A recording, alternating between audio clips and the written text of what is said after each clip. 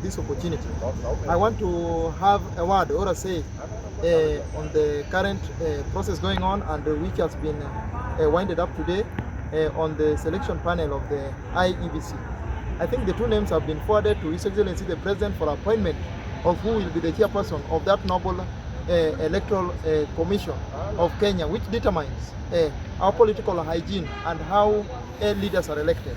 I want only to say that the president must select a person of integrity amongst the name which he has been given by the panel committee headed by the chairperson of that body to ensure that he elects amongst the people who have been given a good person who will ensure that the electoral process of 2027 will be free, fair and credible.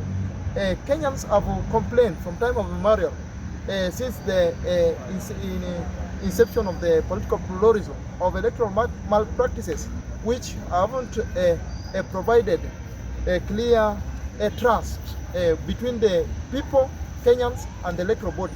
So this time round, I think that myth can be changed and the president must ensure that he elects a man or a woman of integrity. The commissioners, which will also help the chairperson ensuring that we have a good electoral body, must also be people of integrity because we want a clean political hygiene. Through that, we will have good political leaders who will adhere to the rules and regulation of the land. Because once people respect the law, we have a very good progressive constitution, the 2010 progressive constitution. If we elect leaders who will abide by that, I think Kenya will go far.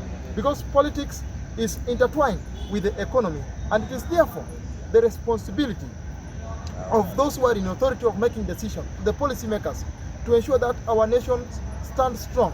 We have Vision 2030 to achieve. That will only be achieved when we have a good political hygiene in our system. Let a leader be a person who has been elected by majority from the ward, constituency, county, and even national level. Let the majority will of Kenyans prevail. We don't want a scenario whereby once someone is elected, then we must have another government of national unity. Let that government be elected by simple majority or majority and work for the people of Kenya. That is the direction which we want as a nation and as the national Bunge la Mwananchi, and I being the national speaker of this noble social movement. Today we have had a very constructive debate pertaining to what the Iebc process, which has been just concluded today on the commissioners. They give us men and women of incredible credibility, just as I had said.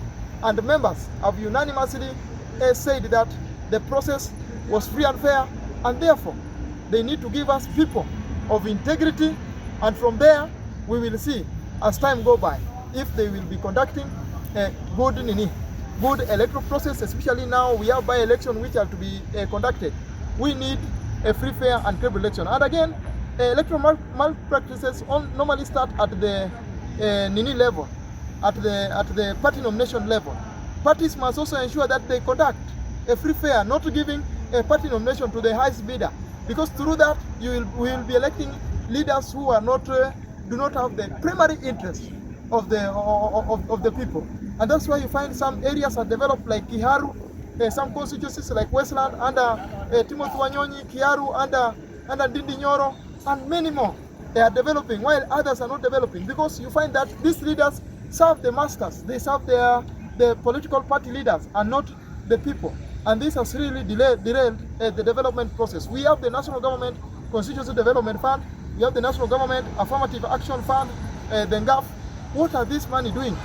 What are this money doing? Because we cannot see the impacts of those monies. The county government, we need to have a working county assemblies. The MCAs must be people of integrity, and this will only come after we conduct a free, fair and credible election. The county assembly must push oversight legislation, ensuring that they represent the people at the county level, and ensure that the governors do the right thing. Likewise to our Senate, they must spearhead the agenda of ensuring that the allocation from the national government is not only 405 billion, it should be 450 billion, so that many national government processes are decentralized. This will enable the people at the lower pyramid to access services. And if we do oversight as a social movement, We have our branches, and we are going to walk around to our branches to ensure that people combine all their efforts and do what is known as social audit on leaders who are at the position of governing their resources. Because you find a lot of resources have been wasted. Since 2013, some counties cannot stand alone. They still depend on government allocation. That likewise happened to our national institution, high learning institution. You find they still just depend on government. We need county government now to stand on their own, because money has been disbursed to those county governments since 2013 until today. You find that some county government cannot stand. If the national government does not disburse the national allocation, you find that they cannot operate. Where this money has been going, because you find if they invest in road, they invest in water, they invest in agriculture, they ensure that their raw materials are harnessed there, and they construct industries to ensure that they produce value addition. They do value addition to certain products. Each and every county has a potential. If they do value addition to those products, I think we will have unemployment rate will go down, and ensure that people live a life they want living. If Muranga County Governor is now in America, ensuring that he mobilizes investors to go to his county, then the other county governors must also copy that trend of ensuring that they outsource also other resources from the international communities, other well-wishers who can come and invest.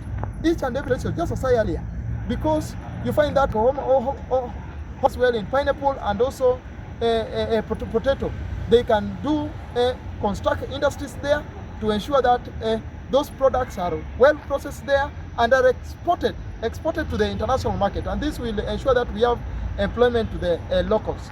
That is the direction we want. Each and every county has a potential. Even our Nairobi, you saw what Kidero did. Kidero and Sonko had a very good strategy of developing this country. But cartels are also there. Please, governors, when you come to office, we need to have a public service commission per county, which if a governor has been voted out, another governor does not come with other people who do not understand the system.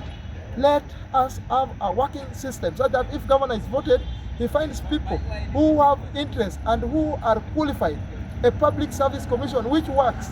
It's not about that if a governor is voted, now those who are working going. And this is what has led to a decentralization of corruption, because someone knows that if a governor who is serving currently will be voted out, they try to steal the public resources, and this makes development not reach people. Let us have a public service commission at the county level and also at the national level. And governors must also do away with ghost workers, because where did ghost workers come from? Since 2013 up to now, we have some ghost workers in the county government jobs. That should also be looked at. We have a lot of resources in our nation. Let us sit down, let us be people of integrity, people of honesty, to ensure that we develop this nation, to ensure that Vision 2030 is achieved amicably. That is my Speaker, as we complete, yes, allow me to ask you a question. You have spoken about the Iebc. Yeah. Currently, the men that have been, the two names that have been fronted, Charles Nyachae and Joy Madi, these are names that we all know have been in government offices before, and there are some certain allegations that have been brought upon them, and also they have been affiliated to certain government officials as history reveals itself. Now, the reason for the Gen Z to go to the street, most of them were even calling for the reconstitution of Iebc, and to have the Gen Zs included in these top positions, which will determine, which will be the body that will now declare the presidency according to the votes that will be voted. Should we, can we really say that this Iebc is a competent one, according to the allegations that have been brought up? And as we conclude, you have spoken about the matters of devolution. The one SD of ODM and the Senate of Nairobi County, Edwin Sifuna, spoke the other day, matters devolution. And they pointed out and said that President William Ruto is the greatest enemy to devolution, which was also supported by a letter that was written and publicized by the Kisumu governor, Professor Peter Anyang'. What is your take in regards to those? Well, I think you have spoken about two issues. The one of ensuring that we come up with